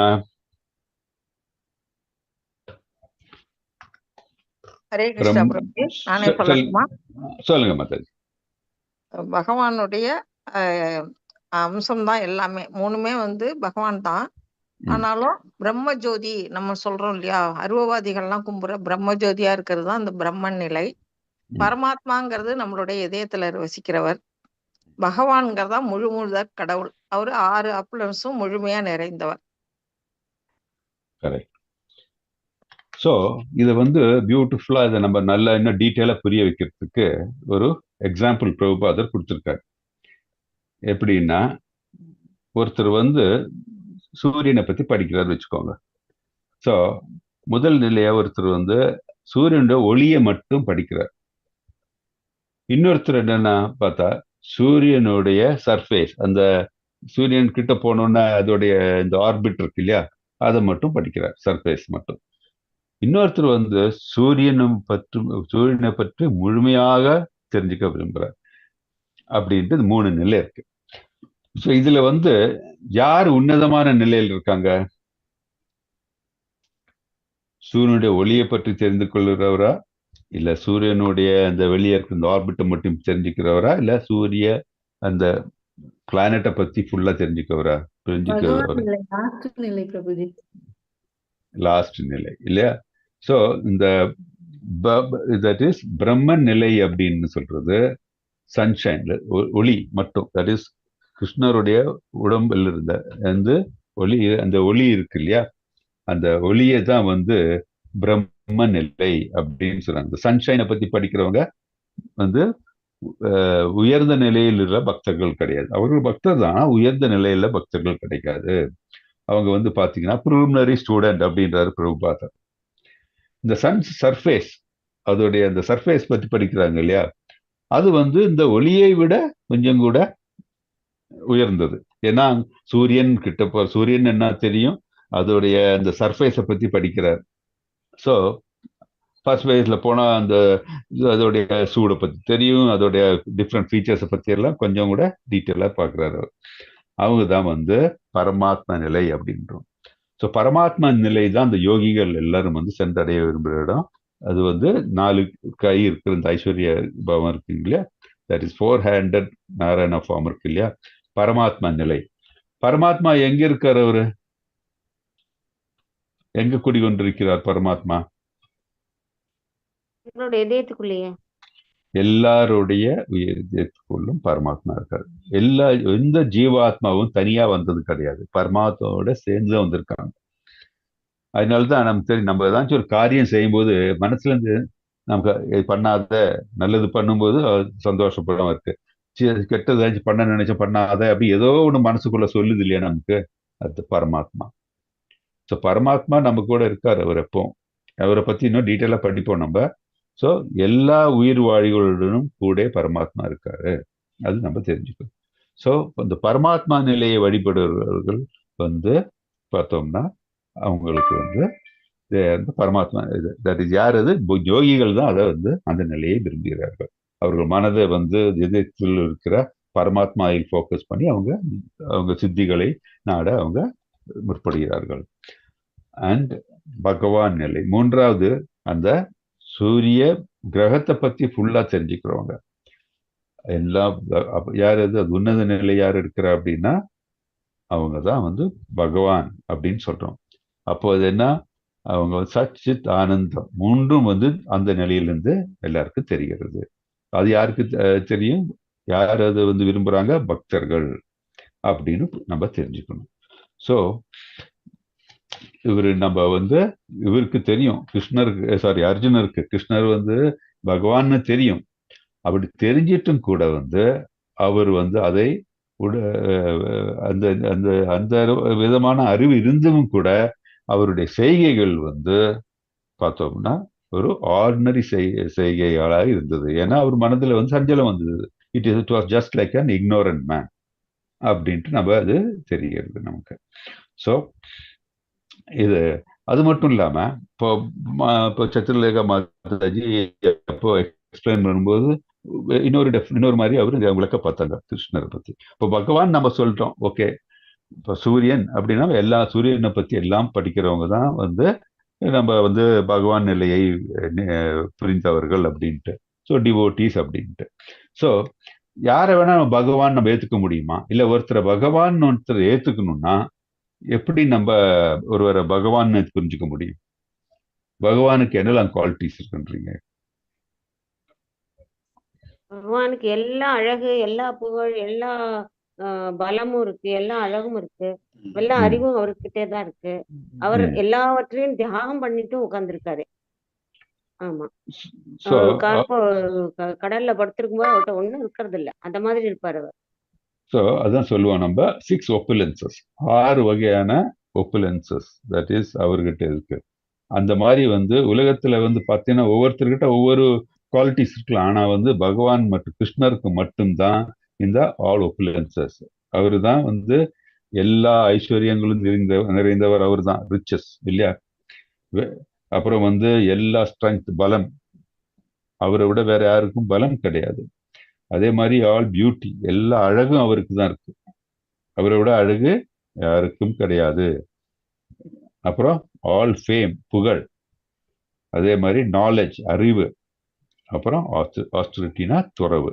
இந்த 6ம் நிறைந்த ஒருத்தர் வந்து வேற யாருமே கிடையாது. அதனாலதான் வந்து அப்சல்யூட் ட்ரூத் அப்படின்னு சொல்றோம். ஸோ அதனால கிருஷ்ணருக்கு நிகராகவோ அவருக்கு உயர்ந்தவரோ யாரும் கிடையாது. அதனாலதான் அவரை வந்து முழுமுதற் கடவுள் அப்படின்னு சொல்றோம். அதனாலதான் அவரை the supreme personality of Godhead அப்படின்னு சொல்றோம் இல்லையா. அதுதான் காரணம். முழுமுதற் கடவுள், supreme personality of Godhead. பாக்கி எல்லாரும் வந்து பார்த்தோம்னா அதற்கு இந்த அளவுக்கு எல்லா குவாலிட்டிஸும் கிடையாது. இதுல வந்து பாத்தீங்கன்னா 1-2 குவாலிட்டிஸ் ஒருத்தருக்கு இருக்கலாம். ஆனா முழுமையானது அவங்களுக்கு இருக்காது. 6ம் சேர்ந்து ஒருத்தருக்கும் முழுமையாக இருக்காது. அது நம்ம புரிஞ்சுக்கிறோம். இது யாரு சொல்றா? அப்ப நான் சொல்றது கிடையாது. இது நம்ம யாரு? வேதங்கள் சொல்றது. பிரம்மசூத்திரம் பாத்தீங்கன்னா 5.1ல நம்ம பார்த்திருக்கோம் இல்லையா. ஈஸ்வர பரம கிருஷ்ணா சச்சிதானந்த விக்கிரக அநாதி கோவிந்தா சர்வ காரணம். அவர் தான் எல்லா காரணத்துக்கும் காரணம். வேற அவர் தான். ஸோ எல்லாமே அவர்களிடம் தான் உருவாகிறது. ஸோ எந்த மாதிரி ஒரு நிலை வேற யாருக்கும் கிடையாது. அதனாலதான் அவரை அப்சல்யூட் ட்ரூத் அப்படின்னு நம்ம சொல்றோம். நம்ம அது மட்டும் இல்லாம எல்லா அவதாரங்கள் எங்கிருந்து உருவாச்சு? கிருஷ்ணர்ல இருந்து உருவாயிருக்கு. நம்ம வந்து வேற எந்த தேவர்கள்கிட்ட இருந்தும் அவதாரம் எடுத்த மாதிரி நீங்க கேட்டிருக்கீங்களா? எங்கேயும் படிச்சது கிடையாது. எந்த வேதத்திலையும் இல்லை, எந்த இதுலையும் நம்ம படிச்சது கிடையாது. எல்லா அவதாரங்கள் எங்கிருந்து தோன்றுனா கிருஷ்ணர்ல தான் தோன்றி இருக்கிறது. ஸோ அதுவும் நம்ம புரிஞ்சுக்கணும். So he's a supreme personality of God. So நம்ம வந்து அதே மாதிரி வேதாந்த சூத்திரத்துல இருக்கு இல்லையா. அது என்ன சொல்றாங்க? ஜன்மாதியஸ்ய அப்படின்ட்டு. So he is the absolute truth, is a cause of all material creation. அவரு தான் வந்து இப்போ அதை எக்ஸ்பிளைன் பண்ணும்போது சொன்னீங்க நீங்க. He is the cause for all creation, sustenance and annihilation. That is, அவர் தான் எல்லாத்தையும் வந்து தோற்றுவிக்கிறார். அவர் எல்லாத்தையும் காத்து கொண்டிருக்கிறார் இல்லையா. அதே மாதிரி இது அழிவு வரும்போதும் அவர் தான் எல்லாத்துக்கும் அழிவுக்கும் காரணம். ஸோ இந்த மாதிரி இருக்கிற ஒரு சிச்சுவேஷன் வேற யாரும் கிடையாது. அதனாலதான் அவரை supreme personality of Godhead அப்படின்ட்டு நம்ம சொல்றோம். ஸோ அர்ஜுனர் என்ன ஆனா இங்க நடக்குது? அர்ஜுனர் வந்து கடவுளை பற்றி எல்லாம் தெரிந்துள்ள வேதங்களை பற்றி தெரிந்தவராயிருந்தால் கூட அவர் அவருடைய கடமையிலிருந்து தவற பார்க்கிறார் இல்லையா. ஸோ அது வந்து நீங்க சொன்ன மாதிரி ஒரு கோழையினுடைய ஒரு ரிஃப்ளெக்ஷன் இல்லையா. ஒரு கோழை தான் அந்த மாதிரி போருக்கு போயிட்டு நான் போர் பண்ண மாட்டேன் அப்படின்னு சொல்றதோ, இல்ல வேலைக்கு போறவங்க போயிட்டு இல்ல நான் வேலை செய்ய மாட்டேன் எல்லாம் சொல்றது யாரு? ஒரு கோழையோட இது quality. So it will not help progress இல்லையா. அவருடைய ஆன்மீக வளர்ச்சிக்கோ இல்ல அவருடைய இந்த ப்ரோக்ரஸ், அவருக்கு எந்த விதமான வளர்ச்சியும் நடக்காது இந்த மாதிரி இருக்கிற மனஸ்திதி இருக்கிறவங்களுக்கு. ஸோ இதனால கிருஷ்ணர் வந்து ஹி கம்ப்ளீட்லி டிஸ்அப்ரூவ்ட். அதனால தான் அவர் சொல்றது இந்த மாதிரியான இம்பியூரிட்டிஸ். இந்த ரொம்ப ஸ்ட்ராங் வேர்டை யூஸ் பண்றாரு, கஸ்மலம் அப்படின்ட்டு அவர் சொல்றாரு. இந்த ஸ்ட்ராங் வேர்டு அவர் யூஸ் பண்றதுக்கு காரணமே அதுதான். ஸோ இதுல இருந்து நமக்கு என்ன தெரியுது? நம்ம வந்து அறிவை வளர்த்து கொள்ள வேண்டும். அந்த அறிவு நமக்கு வளர்த்தி நமக்கு யார் இந்த இதெல்லாம் அறிவெல்லாம் கொடுத்திருக்கிறார் அப்படின்னு சொன்னா முழுமுதற் கடவுளான கிருஷ்ணர். அவருடைய எப்படி நம்ம வந்து அவர் தான் பகவான் அப்படின்னு நமக்கு தெரியும். அதோடைய சில ஆஸ்பெக்ட்ஸ் நம்ம பண்ணி பார்த்தோம். ஸோ அதே மாதிரி நம்ம என்ன செய்யணும்? நம்மளுடைய ப்ரிஸ்கிரைப் டியூட்டி, நம்ம செய்ய வேண்டிய ப்ரிஸ்கிரைப் டியூட்டி என்ன, நம்ம வர்ணாசிரம பிரகாரம் அது நம்ம செவ்வென செய்ய வேண்டும் அப்படின்ட்டு நம்ம இது பார்த்தோம். ஓகே, அப்படி நம்ம செய்யாவிட்டால் என்ன ஆகும்? நம்ம வந்து இன்ஃபெமி அப்படின்னு சொல்றாங்க. தட் இஸ் நமக்கு வந்து நல்ல பேர் வராது, கெட்ட பேர் தான் வரும். நம்மளை எல்லாரும் தூற்றுவார்கள், யாரும் நம்மளை போற்ற மாட்டார்கள் அப்படின்ட்டு நம்ம இதுல இருந்து தெரியுது. ஓகே, ஸோ இந்த ஸ்லோகத்தில் ரொம்ப இம்பார்ட்டன்ட் இது. இது நம்மளுடைய நிலை என்ன, நம்ம எப்படி நம்ம வந்து கிருஷ்ணரை ஏன் முழுமுதல் கடவுள் என்று நம்ம பார்க்க வேண்டும். வந்து யாராச்சும் ஒருத்தர் அவர்கள் வந்து நான் தான் பகவான் அப்படின்னு சொன்னா நமக்கு வந்து எப்படி அதை ஒருத்தர் பகவானா இல்லையான்னு தெரிஞ்சுக்க முடியும் அப்படின்ட்டு. ஸோ அப்போ அதிலிருந்து வர நமக்கு தெரியும் நம்மளோட மனநிலை என்ன, கிருஷ்ணரை தவிர வேற யாரும் பகவான் கிடையாது, அதுவும் நமக்கு புரிந்து கொள்ள முடியுது. ஸோ இந்த மாதிரியெல்லாம் இருக்கும்பொழுது நம்மளுடைய கடமையை செவ்வென செய்ய வேண்டும், அதையும் நம்ம இந்த ஸ்லோகத்திலிருந்து புரிந்து கொள்றோம். ஓகே, நெக்ஸ்ட் பார்க்கலாம். 2.3 பெரிய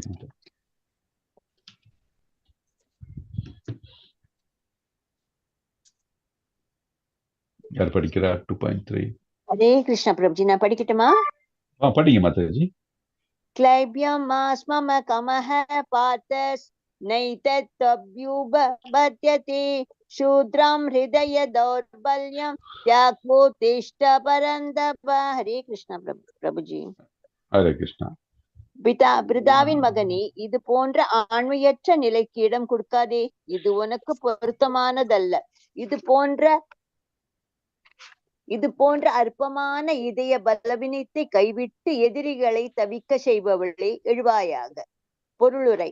அர்ஜுனன் ஹரே கிருஷ்ணா மாதா, பொருளறி வேணா, நம்ம இது மட்டும் எக்ஸ்பிளைன் பண்ணி. ஓகே, ஸோ இதுல வந்து அவரு பிரித்தாவின் மகனே அப்படின்றாரு.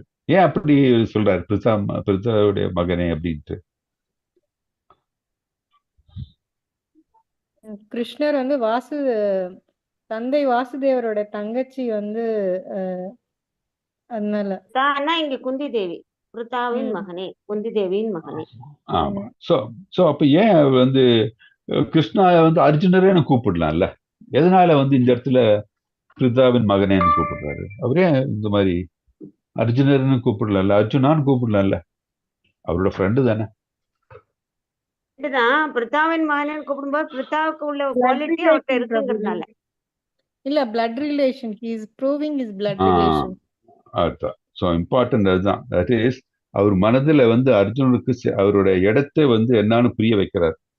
பிரித்தாவின் மகனே அப்படின்னா குந்தி தேவி எவ்வளவு மகிமையான பாரம்பரியம் இருக்கு இல்லையா, குந்தி தேவியின் மகனே அப்படின்னு கேட்கிறார். ஸோ எவ்வளவு பாரம்பரியம் இருக்கு அவங்களுக்கு, சத்திரிய குடும்பம் வேற அவங்களது இல்லையா. ஸோ அந்த மாதிரி ஒரு சத்திரியன் போர் களத்தில் சென்று போர் புரியாமல் மனதில் இந்த குறைகளை, இந்த கன்ஃபியூஷன்ல நிறைய வைத்திருந்து நான் வந்து போர் புரியல அப்படின்னு சொல்றது எப்படி? அந்த மாதிரி செய்யறவங்க வந்து பாத்தீங்கன்னா தட் இஸ் ஒரு வர்ணாசிரம பிரகாரம் நம்ம வந்து நம்ம செய்யக்கூடிய செயல்களை செய்யவில்லை என்றால் என்ன, அது வந்து இட் இஸ் கால்ட் இன்ஃபெமி. நம்ம போனதுலயும் பார்த்தோம், இன்ஃபெமி அப்படின்னு சொன்னா தட் இஸ் போற்றக்கூடிய செயல் அல்ல. ஸோ போற்றக்கூடிய செயலை ஒரு காலம் வந்து நல்ல குடும்பத்தில் உள்ளவர்கள், நல்ல பரம்பரையில் செய்ய மாட்டார்கள், செய்யக்கூடாது. ஸோ ஆனா மனதுல வந்து ரொம்ப வீக்கா இருக்கிறவங்க வச்சுக்கோங்க, வீக்கா இருக்கிறவங்கன்னா எது வேணா செய்வாங்க. நம்ம அதுதான் கேட்போம்ல, நம்ம ரோட்ல எல்லாம் சண்டை போடும்போது என்ன நல்ல குடும்பத்துல பிறந்தவங்க கிடையாது இல்லையா. ஒருத்தன் தப்பா ஒருத்தன் வந்து ரோட்ல ஏதாச்சும் பண்ணிட்டு போறாங்க வச்சுக்கோங்க, நம்ம மனசுல என்ன சொல்லுவோம், நல்ல குடும்பத்துல இல்லை போல் இருக்கு, அதனாலதான் இப்படி அவங்க அப்பா அம்மா எப்படி வளர்த்துருக்காங்க அவனை அப்படின்னு சொல்றோமா இல்லையா? இல்லையா? நம்ம வந்து ஒருத்தர் தகாத செயல்களை செய்யும் போது அப்படி சொல்றோமா இல்லையா? நம்ம சொல்ல மாட்டோமா இல்லையா? அதுதான். சோ பாருங்க, கிருஷ்ணர் வந்து எந்த அளவுக்கு வந்து அர்ஜுனரை வந்து சோ அவரை வந்து இது சொல்ற மாதிரியே திட்டுறாரு அவரு இல்லையா. ஃபர்ஸ்ட் கஸ்மலன்னு சொல்லிட்டாரு, பிங்க சொல்றாரு இல்ல அவரு நல்ல பரம்பரையில படித்த இருக்கிறவங்க இந்த மாதிரி பண்ண மாட்டாங்க அப்படின்னு சொல்றாரு, அவர் திட்டுறாரு அவரு. எப்படி வந்து இந்த மாதிரி பெட்டி வீக்னஸ் இல்லையா, இந்த சின்ன நம்ம சொல்லுவோம் இல்லையா, சில்லறத்தனமான வேலை ஏன்பா பண்ற அப்படின்ட்டு, அந்த மாதிரி அவர் சொல்றாரு அவர்கிட்ட. ஏன் இந்த கீழ்த்தரமான வேலையை, கீழ்த்தரமான மனநிலையை ஏன் வைத்துள்ளாய் அப்படின்ட்டு கேட்கிறாரு அவர். அதே மாதிரி அவர் புகழ் சாஸ்டிசைசர் ஆஃப் எனிமி அப்படின்னா என்ன, எதிரிகளை தோற்கடிக்கக்கூடிய வல்லமை பொருந்தியவனே அப்படின்ற. அதோட அர்த்தம் என்ன, வல்லமை இருந்தாலும் ஏன் உன்னுடைய மனதை இந்த கீழ்த்தரமான நிலையில் வைத்துள்ளாய் அப்படின்ட்டு அவர் கேட்கிறார்.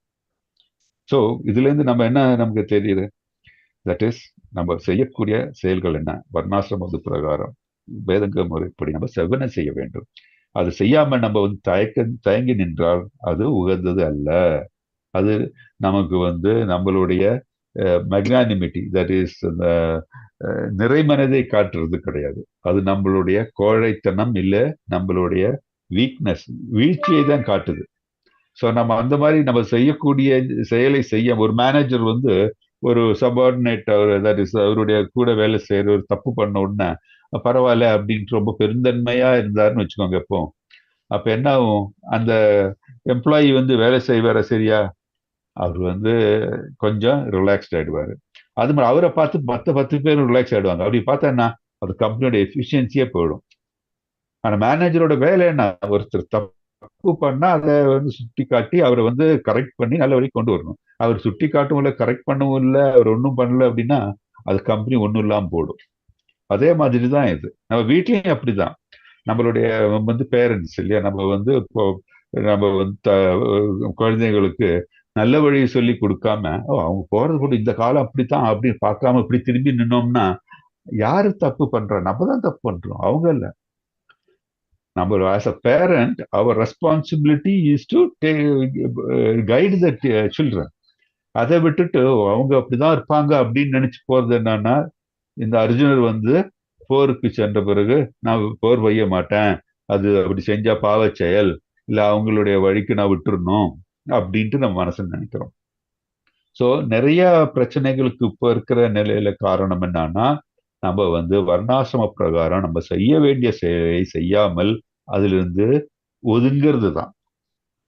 அதுதான் மேஜர் இஷ்யூ இப்போ இருக்கிறது பார்த்தோம்னா. ஏன்னா குழந்தைகள் வளரும் போதெல்லாம் நம்ம பேரண்ட்ஸை பார்த்து தான் வளர்றாங்க.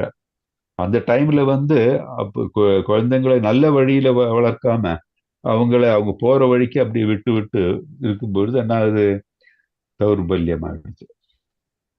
ஸோ அந்த மாதிரி வீக்னஸ் வர டைம்ல என்ன, யாரு எல்லாத்துக்கும் காரணம், குழந்தைங்களை விட மெயின் ரீசன் இந்த பேரண்ட்ஸ் தான்.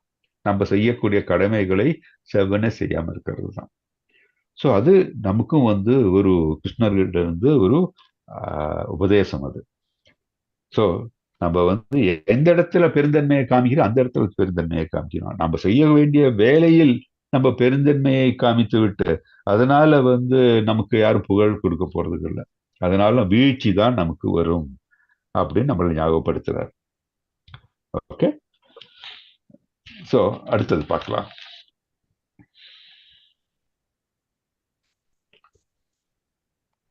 யாரு வாசிங்க மாதாஜி. நீங்க படிக்கிறீங்களா? படிங்க மாதாஜி.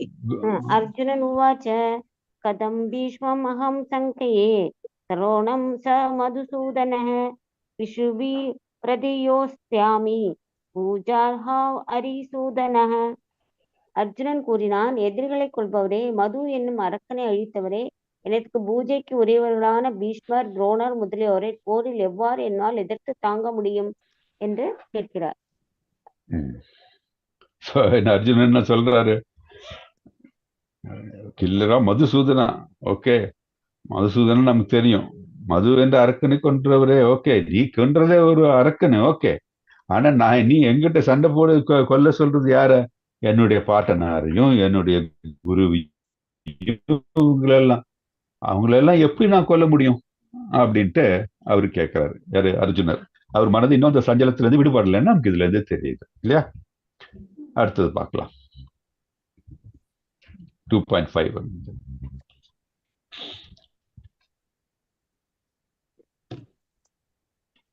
யார் படிக்க? கோமதி மாதாஜி படிக்கிறீங்களா? குரு நகத்வாஹி மகானுபாவான் ஸ்ரேயோ போக்தும் பைஷ்யம் அபீக லோகே அத்வார்த்த காமா அஸ்து குருன் இஹைவ குஞ்சீய போகான் ருதிரப்ரதிப்தான். ஹரே கிருஷ்ண மாதாஜி. ஹரே கிருஷ்ணா பிரபுஜி. இது படிச்சிருங்க, நீங்க அந்த டிரான்ஸ்லேஷன் படிச்சிருங்க மாதாஜி.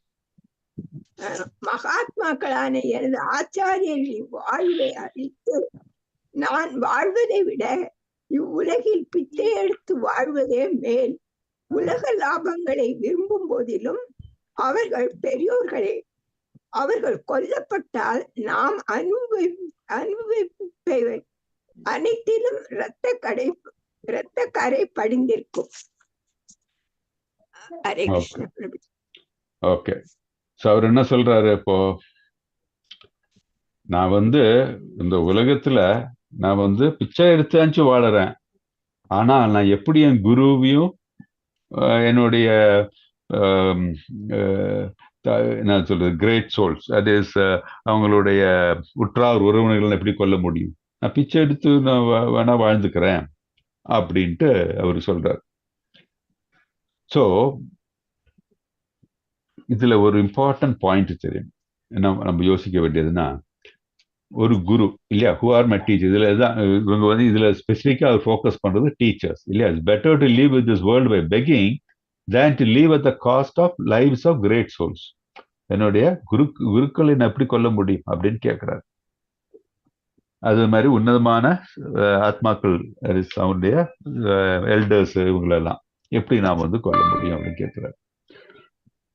ஸோ ஒரு சத்திரியன் நான் போய் பிச்சை எடுத்துக்கிறேன் அப்படின்னு சொன்னா அது உகந்த செயலா? சத்திரியனை நம்பிதான் நாடே இருக்கிறது. நான் போய் மற்ற பிச்சை எடுத்து நான் இருக்கிறேன் அப்படின்னு சொல்றது உகந்த செயலே அல்ல. அது மட்டும் இல்லாம அவரு இந்த டீச்சர்ஸ், அவங்க குரு இவங்கெல்லாம் யாரோட பக்கம் இருக்கா? தர்மத்தின் பக்கமா அதர்மத்தின் பக்கமா? அதர்மத்தின் பக்கம். ஸோ இது ஒரு பெரிய லெசன் நமக்கும். தட் இஸ் அவங்க உன்னதமான ஆத்மாக்கள் தான். யாரு? பீஷ்மர், துரோணாச்சாரியர், இவங்கெல்லாம் உன்னதமான ஆட்கள். ஆனால் அவர்கள் அதர்மத்தின் பக்கம் சென்று விட்டார்கள். எப்படி? அவர்களுடைய வாழ்க்கை வாழ வேண்டியதற்காக, அவர்களுக்கு வாழ்க்கை சுரட்சிதமாக இருக்க வேண்டியதற்காக அவர்கள் கௌரவர்கள் பக்கம் இருந்து விட்டார்கள். கௌரவர்கள் பக்கம் இருந்து என்ன நடந்தது? தட் இஸ் அவர்களுக்கு இந்த நன்மையை அவர்களுக்கு எடுத்துரைத்து துரியோதனை மாற்ற அவங்களால முடியவில்லை. அப்படி இருக்கும்போது என்ன? அவர்களும் அந்த அதர்மத்தின் பாதையில் பிடிபட்டு தான் இருக்கிறார்கள். So even if is a teacher, அவர் அதர்மத்தின் பக்கம் இருந்தால் அவர்கள் மேல எந்த விதமான கனிவும் காட்ட முடியாது. அதனுடைய அர்த்தம் என்னன்னா, அதர்மத்தின் பக்கத்தில் உயர்ந்த உள்ளங்கள் இருந்தால் கூட அவர்கள் மேல் கனிவு காட்ட வேண்டிய அவசியம் இல்லை, கனவு காட்டக்கூடாது. அதுதான் நமக்கு இந்த ஸ்லோகத்திலிருந்து தெரியுது இல்லையா? சோ சொல்லுங்க மத்த. அதுதான் வேற ஒண்ணு. சோ இது அது மட்டும் இல்லாம இவரு பிச்சை எடுக்க போறேன்னு சொல்றதுக்கான துறவு இல்லையா, சன்னியாசம் போய்க்கிறேன் அப்படின்னு சொல்றது அது மாதிரிதான். அது இல்ல, பிச்சை எடுத்துக்கிறேன்னு சொல்லி சன்னியாசிகள் பிச்சை எடுக்க வேண்டிய ஒரு கடமை அவர்களுக்கு உண்டு. ஸோ அர்ஜுனன் இந்த சத்திரிய தர்மத்தை மனதில் வைக்காமல் நான் துறவு எடுத்துக் கொள்கிறேன் என்று போர் முனையில் சொல்றது உகந்தது ஆகாது.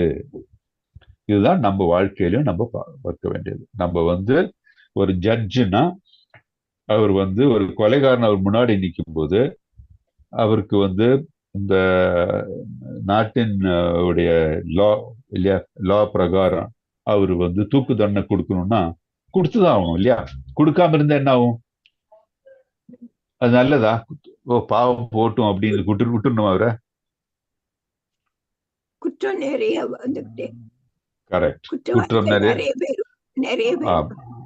கரெக்ட், குற்றவாளிகள் நிறைய வந்துருவார்கள். ஸோ அதை அவாய்ட் பண்றதுக்கு கண்டிப்பாக law should be very strict, law should be abided also. இல்லாட்டி யாருக்கும் லா அபாய்ட் பண்றதுக்கு மனசு வராது இல்லையா? எல்லாரும் தோணுன மாதிரி பண்ணிட்டு இருப்பாங்க இல்லையா? அது தவறு. ஸோ அதனால நம்ம தமிழ்ல ஒரு கலோக்கியல் இது இருக்கு, நாய் வேஷம் போட்டா கொலைக்கணும் அப்படின்னு சொல்லுவாங்க இல்லையா.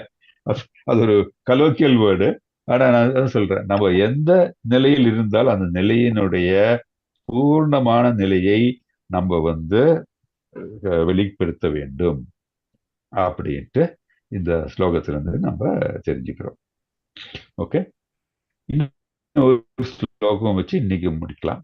ஓகே, இன்னும் ஒரே ஒரு ஸ்லோகம். ஹரே கிருஷ்ணா. யார் படிக்கிறா இன்னைக்கு? ஹரே படிங்க. கிருஷ்ணா, படிக்கிறீங்களா? படிங்க ஆறு. பிரபுஜி. நாசைத் வித்ம கதரன்னோ கரியோ யத்வா ஜெயமே யதி வா நோ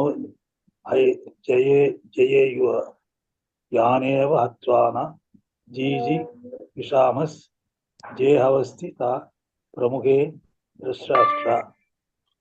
அவர்களை நாம் வெல்வதா அல்லது அவர்களால் வெல்லப்படுவதா, எது சிறந்தது என்று நாம் அறியோம். யாரை கொண்டால் நாம் வாழ விரும்ப மாட்டோமோ அந்த திருதராஷ்டிரின் மகன்கள் இப்போது நம் முன்பு போர்க்களத்தில் இருக்கின்றனர். ஹரே கிருஷ்ண பிரபு, வாழ்ந்தோம். ஹரே கிருஷ்ணா. ஸோ என்ன, இப்போ வந்து அவர் இப்போ நாலு இது பார்த்தோம். அவர் மனதில் வந்த இந்த கன்ஃபியூஷன்ஸ் இல்லையா. கம்பேஷன் பார்த்தோம், நோ என்ஜாய்மெண்ட் பார்த்தோம், சின் பார்த்தோம், அப்புறம் என்ன family loss of family traditions, இது நாலும் பார்த்தோம். இது இப்போ நான் 5வது என்ன சொல்றாரு இந்த ஸ்லோகத்துல இவர் அர்ஜுனர், எனக்கு வந்து ஒன்றும் புரியல எது நல்லதுன்ட்டு. நான் வந்து என்னுடைய எதிரிகள் வந்து என்னை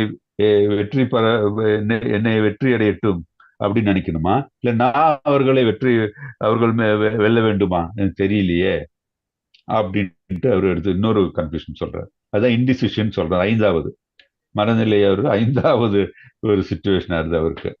அவர் என்ன சொல்றாரு, நான் வந்து if you kill the sons of திருதராஷ்டிரோடைய புதல்வர்களை எல்லாம் நான் கொன்று விட்டால் அதுக்கப்புறம் எனக்கு வந்து நான் வாழ்ந்து என்ன பயன், யாரும் இருக்க மாட்டாங்க, நான் என்ன அது வாழ்ந்து என்ன பயன், அவர்கள்லாம் என் முன்னாடி அவர்கள் எல்லாரும் முன்னிலையில் நிற்கிறார்கள், படைக்கலத்தில் எல்லாம் நிற்கிறார்கள்.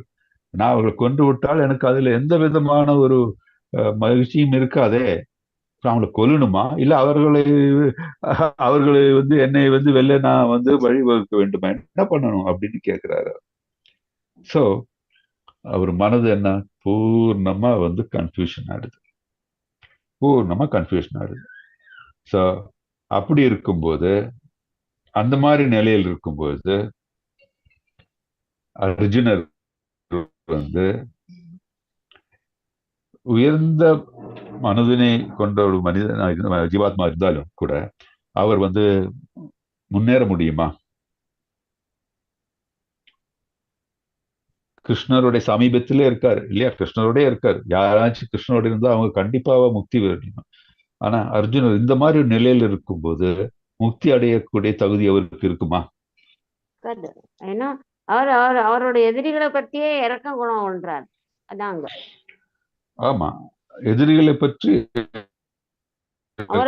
நான் வந்து போருக்கு நம்ம இந்தியா பாகிஸ்தான், ஆமா அது உன்னதமானதா? நான் வந்து இப்போ பார்டர்ல போறேன், நான் வந்து இப்போ இந்தியாவுடைய இதுன்னு வச்சுக்கோங்க, ஜெனரல், ஓகே, போர் தலைவன். நான் வந்து நேரா அங்க போய் எதிரிகள்ல வந்து என்ன இந்தியாவை அட்டாக் பண்ண வராங்க, அந்த டைம்ல அங்க போய் நின்றுட்டு என் மனதில் இதெல்லாம் தோன்றுனா என்ன நினைப்பீங்க என்னை பத்தி? மற்றவர்கள் என்ன நினைப்பார்கள் என்னை பத்தி? நடுங்கி அப்படி சொல்லுவாங்க. அது ஒண்ணு. அதுக்கப்புறம் மத்தவங்க என்ன சொல்லுவாங்க, இந்த ஆளையா நம்பி நான் பண்ணதுக்கு போருக்கு அமிச்சா இல்லையா,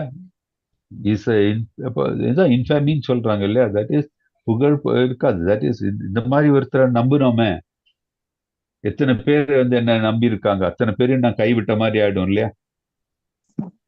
சோ இந்த நிலை வரக்கூடாது. இந்த மாதிரி நிலை இருந்தால் நம்ம வந்து முன்னேற முடியாது. ஆமா. சோ பௌதிகத்தில் நாம் நிறைந்து மனதினை நிரப்பினால் நமக்கு வந்து முன்னேற முடியாது, ஆன்மீகத்தில் முன்னேற முடியாது.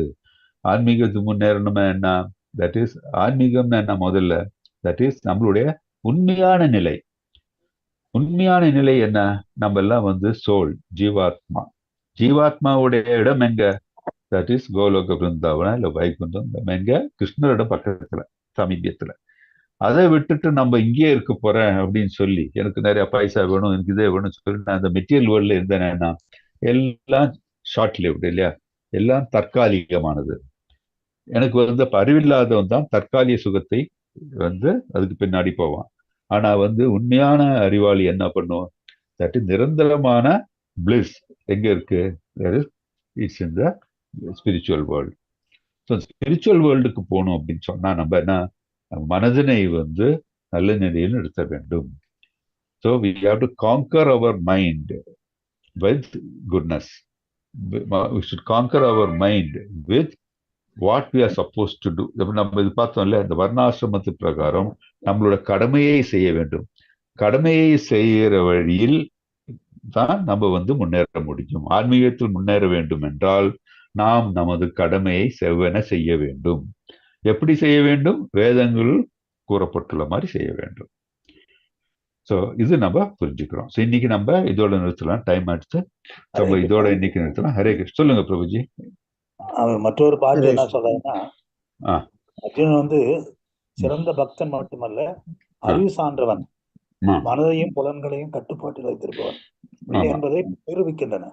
அரச குலத்தில் பிறந்திருந்தும் பிச்சை எடுத்து வாழ அவன் விரும்பியது அவனது பற்றற்ற தன்மையை காட்டுகின்றது.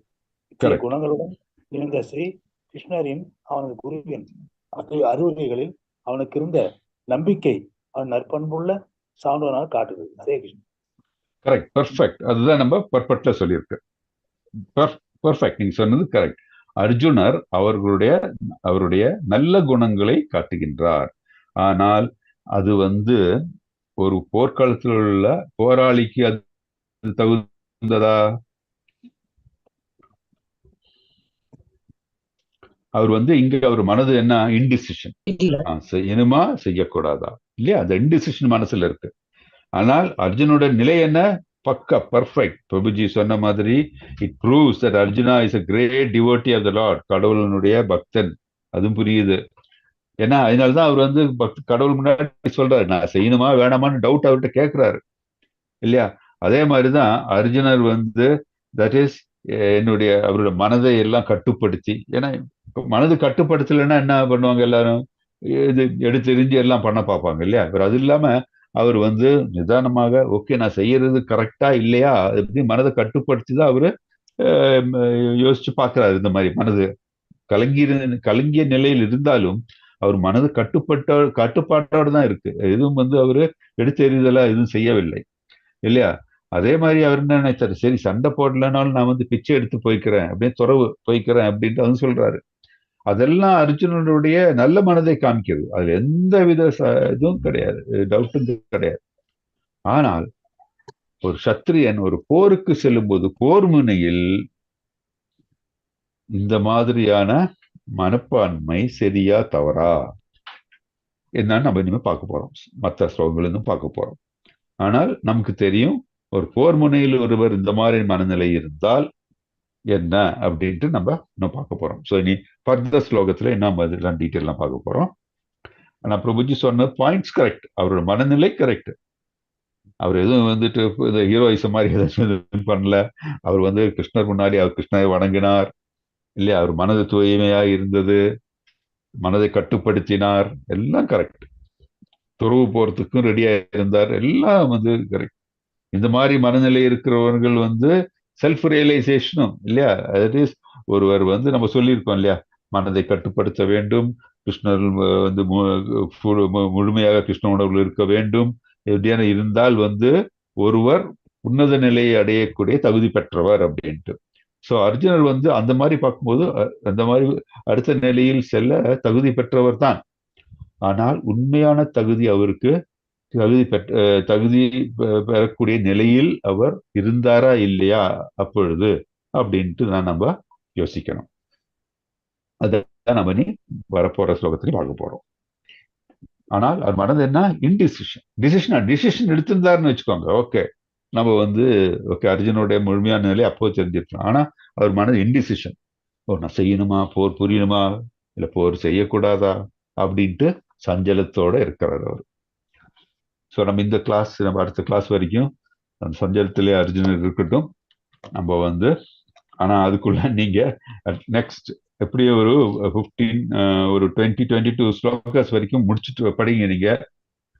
இப்ப நம்ம கிளாஸ் எடுத்து ஒரு வாட்டி படிங்க. பிரபுஜி எழுப்பின மாதிரி டவுட்ஸ் அனுப்பிச்சிருந்தா எல்லாரும் டவுட்ஸும் எடுத்துட்டு வாங்க. நம்ம வந்து இன்னும் கொஞ்சம் கூட இன்ட்ராக்டிவா இருக்கலாம் நம்ம. ஓகே, ஒன்று. ரெண்டாவது வந்து ஐம் ரியலி சாரி, நம்ம வந்து அந்த பக்தி விஷயம் நடக்க முடியலன்னு அந்த இது லிங்க் கொஞ்சம் பிரச்சனையா போச்சு. ஸோ வந்து ஆல்டர்னேட்டிவ் லிங்க் ட்ரை பண்றேன், அது நான் வந்து உங்களுக்கு அனுப்புறேன். நான் உங்களை எல்லாரும் வந்து கூகுள் மீட்ல ஜாயின் பண்றதுக்கு கம்ஃபர்டபுளா? எல்லாரும் கூகுள் மீட்ல ஜாயின் பண்ண முடியுமா? ஜூம் இல்லாம நான் கூகுள் மீட் லிங்க் அனுப்புறேன். அவங்க இமெயில் ஐடி வச்சு ஜாயின் பண்ணிடலாம். ஜாயின் பண்ணல மாதாஜி? எல்லாரும் ஓகே? ஸ்ரீஜா மாதாஜி சொல்லுங்க ப்ரோ. அது பிராக்டிகலா கஷ்டம். புதுசா ஒரு கிரியேட் பண்ணி ஈஸியா இருக்கும். நான் ஒரு Google link ask to join கேட்கணும், அவ்வளவுதான். உங்களை கேட்கணும், நீங்க அலோவ் பண்ணணும், அவ்வளவுதான். அதான் நான் வந்து ஒரு கூகுள் லிங்க் வந்து நான் இதுல போடுறேன். எல்லாரும் அது வந்து ட்ரை பண்ணி பாருங்க, ஜாயின் பண்ண ஆக முடியுதான்ட்டு. அப்படி பண்ணா பிரச்சனையே கிடையாது, நம்ம கூகுள் லிங்க்லயே வச்சுக்கலாம். இல்லாட்டி நம்ம வந்து இந்த ஒரு ஜூம் லிங்க்கு நம்ம ட்ரை பண்ணணும். அது ஆல்டர்னேட்டிவ் அரேஞ்ச்மெண்ட். ஜூமே கிடைக்கும் நமக்கு. அதுவா ஜூம் கிடைக்கலன்னா நம்ம இல்லாட்டி ரெக்கார்ட் பண்ணலன்னு நீங்க எப்படி அனுப்புவீங்க? அதுக்கு ரெக்கார்ட் பண்ணணும். இல்ல, இது வந்து நம்ம பக்தி விக்ஷா நார்மலி ரெக்கார்ட் பண்ண மாட்டோம் இல்லையா? பக்தி விக்ஷா வந்து நார்மலி ரெக்கார்ட் பண்ண கொடுக்க முடியாது. இல்ல, இதெல்லாம் முடியும். நான் சொல்றது கிளாஸ் இல்ல, கிளாஸ் கிடையாது. இந்த பக்தி விக்ஷான்னு சொன்னோம் இல்லையா நம்ம, டிஸ்கஷன்ஸ். அது ஸ்ரீஜா மாதாஜி, சுமித்ரா மாதாஜி, உங்களுக்கு இந்த பக்தி விக்ஷா இந்த மார்னிங் செஷன் இருந்தா உங்களுக்கு ப்ராப்ளம் இருக்குமா? எல்லாருக்கும் இந்த மார்னிங் சப்போஸ் ஒரு 11 மணி அப்படி வாக்குல இருந்தா பிரச்சனை வருமா? இல்ல இல்லைங்க, என்னால முடியாதுங்கப்பா. காலைல டைமிங்னா முடியாது இல்லையா? சரி, ஓகே. சரி சரி, ஓகே ஓகே, பரவாயில்ல. அப்ப நம்ம ஈவினிங்கா பார்க்கலாம். ஏன்னா காலையில அந்த லிங்க் ஃப்ரீயா இருந்தது, அதான் ஆல்டர்னேட்டிவ் தான் பார்க்கலாம் பார்த்தேன். சரி, நாட் அ ப்ராப்ளம். அப்ப நம்ம வந்து ஈவினிங் 3 to 4 என்னால முடியாதுங்க. ஈவினிங்னா இல்ல நம்ம இதே டைம் நம்ம வச்சுக்கலாம். இதே டைம் வச்சுக்கலாம், நோ ப்ராப்ளம். அதனாலதான் இந்த டைம் நமக்கு எந்த லிங்க் கிடைக்குதுன்னு பாக்குறேன். நம்ம வந்து ஜூம் கிடைக்கலன்னா நம்ம கூகுள் மீட்ல மீட் பண்ணலாம். Okay okay okay okay. நான் வந்து அதுக்கு முன்னாடியே நான் எல்லாத்துக்கும் கூகுள் மீட் அனுப்புறேன், லிங்க் அனுப்புறேன். நீங்க எல்லாரும் கிளிக் பண்ணி ஜாயின் பண்ண முடியுதான் பாருங்க. ஜாயின் பண்ண முடியலன்னா எனக்கு ஒரு மெசேஜ் அனுப்பிச்சிங்கன்னா போதும். Sorry Mataji. Okay okay, thank you. எல்லாருக்கும் நன்றி. க்ளோசிங் ப்ரைஸ் சொல்லிடுறேன். வாஞ்சா கல்பத்தருபியஸ்ச கிருபா சிந்துபியஸ்ச பத்திதான பாவனேபியோ வைஷ்ணவேபியோ நமோ நமः. अनंत कोटि वैष्णव वृंद की जय, भागवत गीता की जय, हरिदास ठाकुर की जय, श्रीला प्रभुपाद की जय. All glories to the assembled devotees. Thank you. Hare Krishna Mataji. நம்ம நெக்ஸ்ட் வீக் பார்க்கலாம். அதுக்கு முன்னாடி நான் வந்து இதுல போடுறேன். நான் கூகுள்ல இந்த நம்ம சாட்ல வந்து டீட்டெயில்ஸ் அனுப்புறேன் நான் கூகுள் மீட்டை பத்தி. Okay, thank you. ஹரே கிருஷ்ணா.